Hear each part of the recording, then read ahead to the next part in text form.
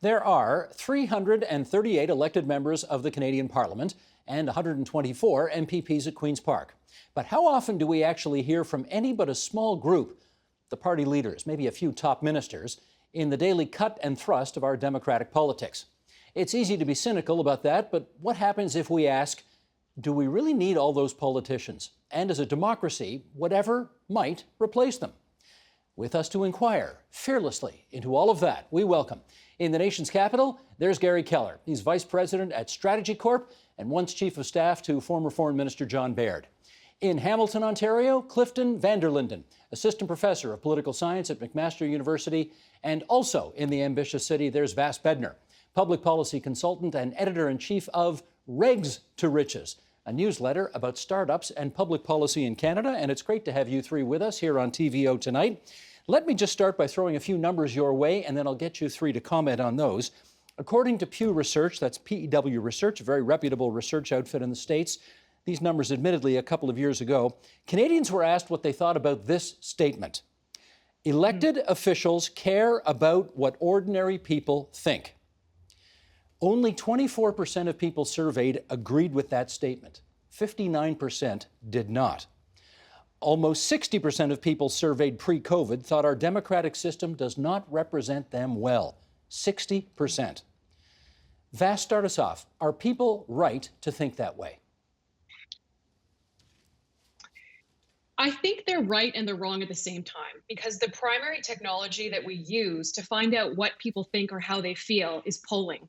And it's very impersonal, right? So it doesn't surprise me that because we rely so much on polling, people then feel that there's an inauthentic connection with their elected officials.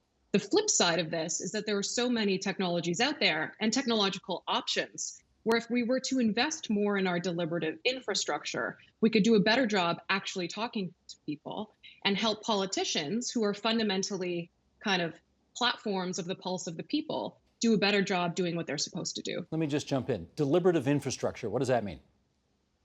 So we have examples from around the world and some that we've been incubating in Canada, and I think some that we'll talk to on the show in terms of how we can tap into the pulse more, co-author, crowdsource legislative documents, kind of go back to people and also improve the explainability of our final decisions. So that's actually something I think politics and policy has so much in common with technology. When it comes to the movement of explainability and AI, there's a hunger, I think, to understand, well, we made a decision, but why? Not just downloading what the decision was, but why did we choose that? We know other options were considered. Sharing the rationale can help build trust in our parliament, I think. Interesting. Okay, we'll come back to that later. Garry, those numbers off the top, how do you react when you hear those? Yeah, well, while I'm not surprised, it is disappointing to hear those numbers. And, you know, with political actions that take place, you know, with scandals that happen or the scandal du jour, whether it's at the federal level or the provincial level or even at the municipal level, you know, citizens don't really differentiate between the two or three levels of government. They see a scandal and they hear about it in the newspaper, and that in itself, you know, deteriorates public confidence and trust in the system. And, you know, I think it behooves all elected officials to have that in the back of their mind when they are acting or they think they're acting in the public good. The challenge is with some of the technologies that Vass talked about, you know, having worked on both sides of the aisle, both in government and in opposition in senior House leadership roles, the government House Leader's Office or Whip's office or the Leader's office, our Westminster style of government is not well set up to handle some of these technologies. It's in a lot of ways trying to pound a square peg into a round hole. And so when new ideas come forward, and I'm thinking of when Preston Manning, this guy who from Western Canada came out with this funny little voice and this ragtag band of MPs and started talking things about like referenda and direct democracy and citizens' assemblies, the political elites in Ottawa, Toronto, Montreal laughed at him. I even think about the time when he tried to demonstrate that he was one member of parliament out of many. He wasn't just the leader, but he was one out of many, and he sat in the second row of the House of Commons as leader, and he was laughed at and mocked at by the political elite in Ottawa. So while those numbers are not surprising, they are disappointing, and that's why we have to have strong rules, strong laws in place so that members of parliament and elected officials always have those concepts in the back of their mind when they're making decisions in the public good. Clifton, I'll remind everybody, elected officials care about what ordinary people think. 24% of Canadians endorse that view. How disappointing is that number for you? Disappointing, but not surprising. If you look at the results of the Canadian election study, which goes back decades, you'll see that in the 1980s, early 1980s in particular, there was a sharp drop, or a sharp increase, I should say, in cynicism among Canadians. And this reflects a broader global trend, which may be the result of a variety of factors.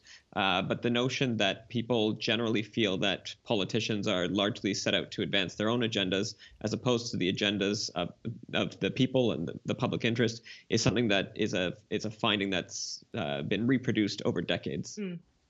Now, just before you folks got here, we did an interview earlier in the program with Alex Marland, who's a poli-sci prof at Memorial University in Newfoundland and Labrador, and he's got this new book out called Whipped, which really does not paint a very pretty picture of, the amount of free speech that politicians in this country have and what their party whips oblige them to do.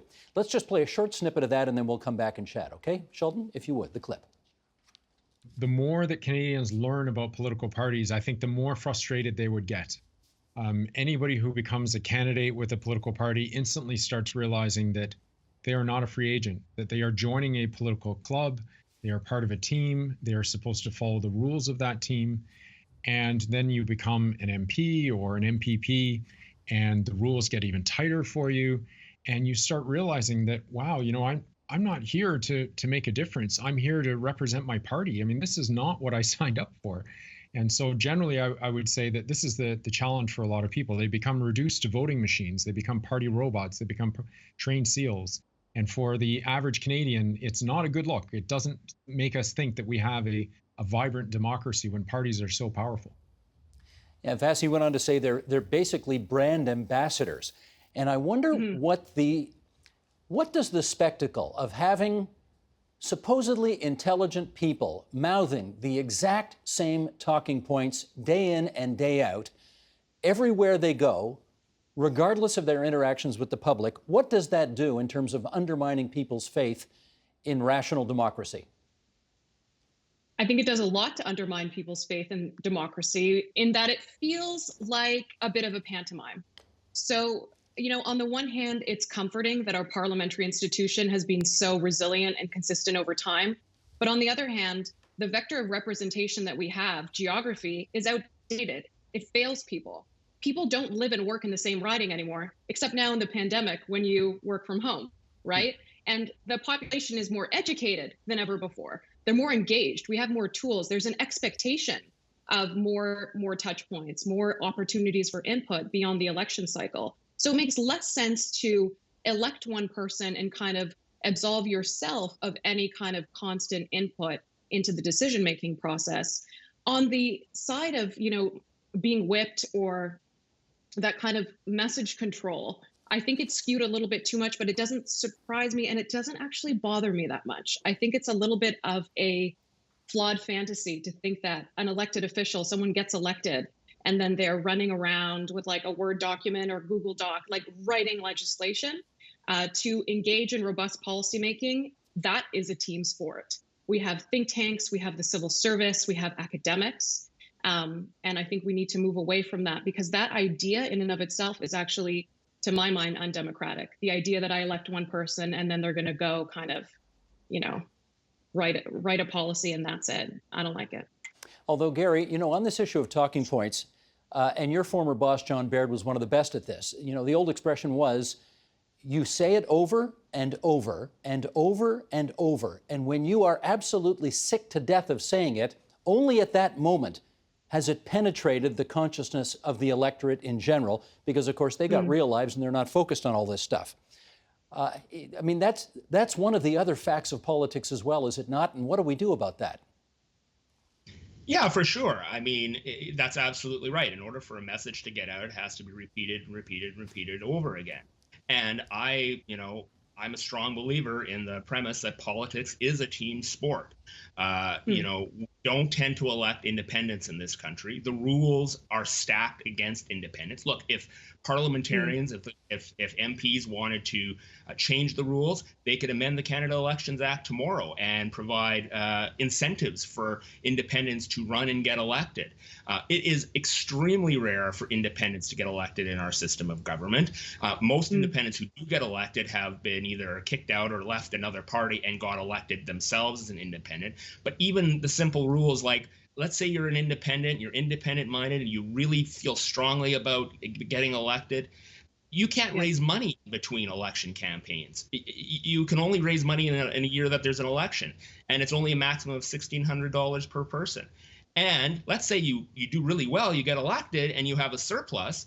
You know, political parties get to get that money back, that surplus money back. If you're an independent, Elections Canada gets that money. So the rules are stacked in such a way that it makes it almost impossible for independents to get elected. And I actually don't mind that system because I do believe that politics are a team sport. And if we had 338 independent MPs and we got rid of political parties and banned them, they would gather together in coalitions of loose fish anyway. Well, I like what Jane's position on X is, and I like what Steve's position on Y is. And boy, I sure like sitting with Christine on committee. Maybe we should, get together and divvy up the work so there's not so much work for us. So I think, especially with the Westminster style of government, politics is a team sport, and I think that's just the reality of the way things are. It's a team sport, but Clifton, I wonder whether, on the one hand, we have an incredibly rigid discipline system right now where members of Parliament essentially by 96, 97, 98% margins vote with their party on every vote. That was one of the things that came out of Alex Marlin's book. On the other hand, you have a scenario that Garry just described, which simply may not work in a Westminster-style system. You study the political behavior of politicians. What's your sense of how seriously Canadians are taking the behavior of our politicians when they hear this message track rote, disciplined, over and over and over? Well, I think there's a discount that's applied to political speech by most Canadians. I think they recognize that in a party system like ours, before you can be elected by the public, you have to be elected by your party or nominated by your party. And to that end, your first loyalty, it ostensibly may be to your party, because to Garry's point, without that mechanism in Canadian politics, you really don't have much of a shot of being elected by the public. So I think there's a broad recognition of that fact. I do think, though, that in Canada, at least, the public confidence in our government is more dynamic than just the confidence in elected politicians. There are actually, in Canada, we have high levels of institutional trust in our government institutions and our public service, for example, which to some extent may act as a counterbalance. And there also needs to be some recognition that that the practice of politics is not merely how people vote in the House on a particular bill. It's also the backroom discussions that happen among politicians, the interest they bring to the table in caucus. There are a lot of discussions that happen behind closed doors where I think politicians are advocating for the interests of their constituents, but those conversations are in camera. So as a result, these interests may be brought to the table, but as in all party politics, once a decision is made, it's a united front. Well, as Monty Python might have said, and now for something completely different. As we consider alternatives to our current first-past-the-post system and the way we do politics, in this country, I want to play a clip here from a guy named Brett Henning, who runs and started something called the Sortition Foundation. And if you want to talk about a different way of doing politics, listen to what this guy has to say. Sheldon, clip, if you would. Its technical name is sortition, but its common name is random selection. And the idea is actually very simple. We randomly select people and put them in Parliament. Let's think about that for a few more minutes, shall we? Imagine we chose you and you and you and you and you and you down there and a bunch of other random people, and we put you in our parliaments for the next couple of years. Of course, we could stratify the selection to make sure that it matched the socio-economic and demographic profile of the country and was a truly representative sample of people. 50% of them would be women. Many of them would be young, some would be old, a few would be rich, but most of them would be ordinary people like you and me. This would be a microcosm of society, and this microcosm would simulate how we would all think if we had the time, the information, and a good process to come to the moral crux of political decisions. Vass, sortition. A long way from where we are today, which is a very professionalized political class. What do you think of the idea? So I wonder if people will be willing to or able to give up that chunk of time in their lives, right? 2, 3, 4 years. But I do love the concept as it applies to something like civic lotteries, which we have been incubating with Mass LBP here in Canada, and kind of randomly selecting people just like a jury, a citizens jury, and having them dig deeply into big policy issues and come up with recommendations that elected officials can have. Were I to be randomly selected to become a member of parliament for a couple of years, I think it would totally freak me out. It's not for everyone, but we should be talking about this. There's something there. There's something there about the randomness and representativeness that I think we should be digging into. See, you say it freaks you out, but I would be delighted to be governed by somebody as wise and intelligent as you. So why would it freak you out? I think there is an ambition for politicians in being that professional class. So I think people would welcome the work of reflecting their best thinking in a group, in a team setting. But I think the difference in being a politician and an individual is that it's your brand, right? It's your persona. And that's different from randomly asking people to think hard about a really difficult issue, which is what we should do more of, to have a more trustworthy, credible parliamentary system. Garry, as a good conservative, you no doubt remember William F. Buckley once saying, "I'd rather be governed by the first 200 names in the Boston telephone book than by the 200 smartest professors at Harvard University." What do you think about this notion of sortition? Well, look, I think there's some issues with it because for every Vass in the world, that would be great to be plucked out of at random to be part of a parliament. There's obviously the flip side to that argument as well. I do agree with one point in that clip. And when the person talked about a microcosm society, I actually think in a lot of ways Parliament is a microcosm of society. Yes, is it representative as a whole of society? No, but there are pockets, and there are different classes of people who sit in Parliament, and we have to remember as well that the only you have to get cleared as a candidate by your party, but as a first-time MP, you have a 36-day job interview, and that's it, in an election campaign. There are a lot of regular people who do decide that they want to put their name forward and become part of the political system. And I don't think that's a bad thing. So I do think in some ways it's not completely representative of Canadian society, but in some ways, Garry, it fails the first test. There's 25% of the members of Parliament are women. I mean, that's dramatically underrepresenting women in decision-making capacities in the Parliament of Canada. I mean, on gender balance alone, it flunks, and we can go on from there. No, but there are groups of, like, whether it's professional class or education or background or experience, there are those groups in Parliament that do exist, and I have seen them up close, and they do represent their constituents fairly well. On the general issue, there has been talk of using citizens' assemblies for change and for decision making, and on certain issues, I don't think pitching those ideas around is a bad thing.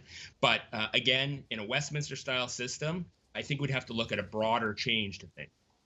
Clifton, can I get you on this issue of a so-called citizens' assembly? Because I remember we tried this in Ontario in 2007. We literally put, I think, 120 some odd people together, if you like, in a room for several months and got them to study alternative methods of electing members of the Ontario legislature.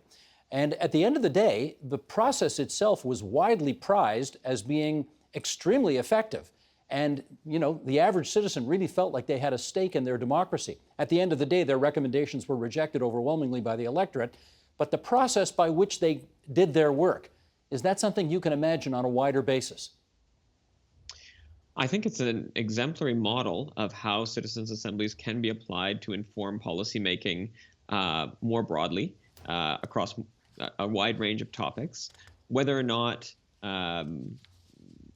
citizens' assemblies or some sort of sortition method should supplant elected representatives within a professional class of politicians is another question.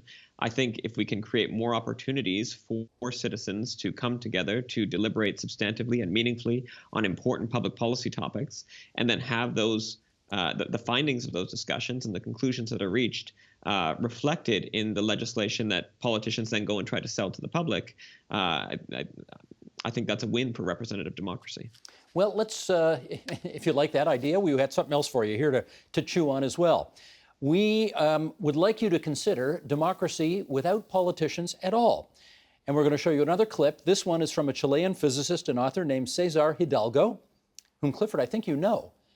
And yes, okay, so let him explain what he's got in mind, and then we'll come back and chat. Sheldon, if you would. Imagine for a second a world in which instead of having a representative that represents you and millions of other people, you can have a representative that represents only you, with your nuanced political views, that weird combination of libertarian and liberal and maybe a little bit conservative on some issues and maybe very progressive on others. Politicians nowadays are packages and they're full of compromises. But you might have someone that can represent only you if you're willing to give up the idea that that representative is a human. If that representative is a software agent, we could have a Senate that has as many senators as we have citizens.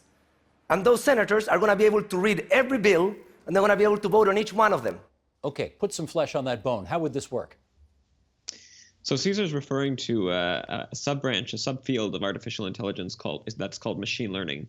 And the idea of machine learning is to have a series of algorithms that draw on existing observations, a data set of existing observations, which can be anything from the types of purchases you make to the types of media you consume to the way you vote.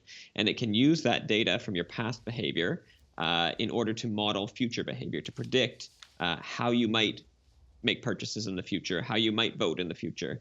And so Cesar is saying that we can take this idea and we can use it to solve one of the biggest problems of representative democracy, which is cognitive bandwidth, which is the time that we actually have to contemplate the numerous issues and ideas and bills and legislation that politicians have to contemplate on a daily basis.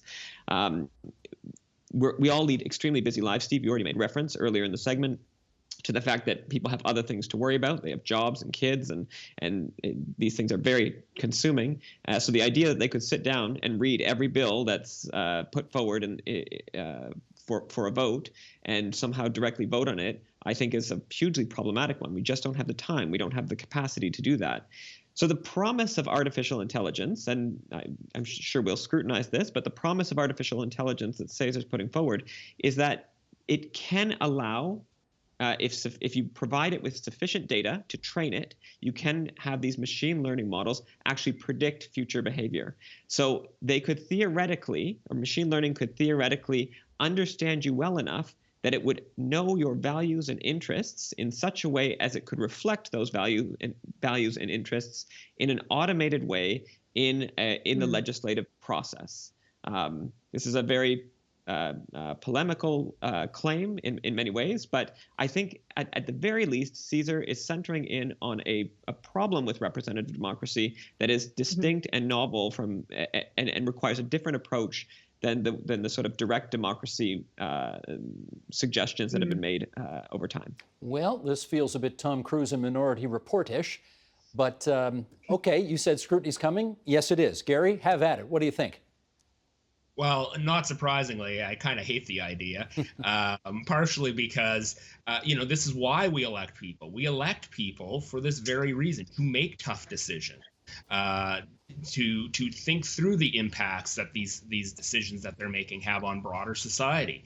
And if we're moving to a machine learning system of governance, then we might as well just all pack it up and go home and forget about engagement on a regular basis. I mean, this is why people run for politics and why people run for elected office. They want to make a change, they want to make a difference, and they are empowered to read legislation and consider amendments and sit on committees and think about these big issues of the day and advocate for these positions personally within party caucuses or as independents in the House of Commons.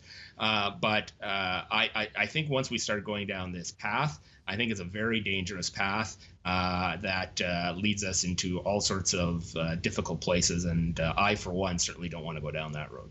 Vass, you were the one about 25 minutes ago who introduced this idea in our discussion of AI and machine learning. Doable and or desirable? What's your thought? Doable, probably not desirable. I mean, we started talking about how people don't trust politicians. You know what else they don't trust? AI. Let's not put the two together just yet. But I think Cesar is helping us think through. He's just kind of at a more polar end of the spectrum. How do we share power? That's what we're talking about. Do we share power correctly? And, you know, I am of the mind we do not elect thought leaders. We elect thought followers. And it's a very kind of Spice Girl model of policymaking. No disrespect to the Spice Girls. Tell me what you want, what you really, really want. We can use AI and technology to experiment to better reflect what we want and need. And politicians can continue to do their job, but do it better to say, what are we doing? Why are we doing it? And why aren't we doing other kind of decisions or pathways that we might want to take, which goes to the explainability point. I wonder, though, Vass, whether or not the public, I shouldn't say the public, whether huge chunks of the public are so disenchanted with our institutions as they are right now that they just might want to take a flyer on something completely different, as in AI or machine learning. What do you think? I think the appetite for experimentation and for our institutions to show that they're trying new things, that they're experimenting, that they're looking into new technologies to supplement and complement and enhance their work would be really invigorating and help people feel kind of that the work on behalf of them is trying to be more robust than it currently is. Because I think we do have a pretty good consensus here that, you know, people just don't feel it's sufficiently represents them and Canada as a whole. Well, let me follow up with Cliff on that, because, you know, if I look in the province of Ontario, Cliff, since the end of World War II, we have had the same political parties in this province exactly. We've had Liberals, Tories, and New Democrats since the end of World War II, and one Green. In the last election, we got one Green, and that was the biggest change. Whereas if you look next door in Quebec, or if you look in Saskatchewan or British Columbia, you've got new parties coming and going all the time. We have a very traditional, established way of doing politics in the province of Ontario. Now, I don't know if that reflects contentment or if it reflects a sclerotic nature of our political system that just is not open to changes. In which case, pick up on that if you would. What do you think that portends for us? Cliff, that's for you. So I suggest that it's a reflection of the dynamics of power and the structures of power in the province of Ontario more than anything else. I absolutely agree with Vass's point that I think there's an appetite for change. How that change manifests, the form it takes, is unclear to I think to most of us and to most members of the public. But I do think introducing these interesting ideas about alternate forms of governance at least opens up a public discussion, a conversation around what the current problems really are with democratic representation in Canada and in Ontario. And perhaps the solutions are far-fetched, but I think that's the point of these thought experiments, to get us thinking about what the future may hold. Representative democracy is a very old concept. It goes back to the Roman republics, so it's not this notion that it's going to change overnight, but that we can introduce new ideas and nuanced ways of thinking about it in order to try and address some of the deficits that we've identified and have been trying to improve upon for decades. Garry, how open do you think the Canadian public are, or for that matter, how open do you think official Ottawa is to entertaining some of these new and different ideas? Well, just to go back a little bit to the last point, which I think was really important about Ontario, is I think it's not just a Canadian political culture. There are regional political cultures that do accept a little bit more, loose fish randomness in the political culture. I think of BC, I think of Alberta, where even at the federal level, BC has been more likely to elect independent MPs to the House of Commons than Ontario has. Official Ottawa and the party system is, highly resistant to change, and these things take a lot of time. But part of the reason is, and I wanted to touch on this, as you know, people talk about, well, MPs should be more independent and speak out. And I think if you, even against their own parties, and I think if you talk to people, MPs who have done that, they realize it's not a panacea. They speak out and they say, well, I actually, feel very different than my party on this issue. I'm actually opposed to my party on this issue. And what's the reward for it? Oh, there's a media story about how there's division in the ranks and this person is off in left field, and partisans from the other side say, there's a split, the leadership is weak, right? So we can talk about a lot of independent thought, but the reality is that official Ottawa and the structures that are in place are very resistant to change. Vass, you want the last 30 seconds on this? I mean, sure. Like, what if those independents had the data behind them to say, listen, I'm this conduit for my riding. This is the information I have. This is the deliberative work I've done. And now doing my best job to represent them and layering in, my own thoughts. This is kind of the data-driven approach to dissent that I'm taking. I think that's what we want. We don't want politicians to be swinging around kind of independently, not on behalf of anyone but themselves, making policy and making decisions. That's not the point. That'll have to be the last word today, unless, Vass, you really, really, really want to zig-a-zig-ah. I'm pretty sure that's the first Spice Girls reference we've had on this program in 15 years, so we thank you for that. That's Vass Bednar, the public policy consultant and editor-in-chief of Regs to Riches. Clifton van der Linden, assistant professor, political science, McMaster University. Garry Keller, StrategyCorp, and the former chief of staff to Canada's one-time foreign minister, John Baird. It's great to have the three of you on TVO tonight. Thank you very, very much. Thank you. Thanks, Steve. The Agenda with Steve Paikin is brought to you by the Chartered Professional Accountants of Ontario. CPA Ontario is a regulator, an educator, a thought leader, and an advocate. We protect the public. We advance our profession. We guide our CPAs. We are CPA Ontario. And by viewers like you. Thank you.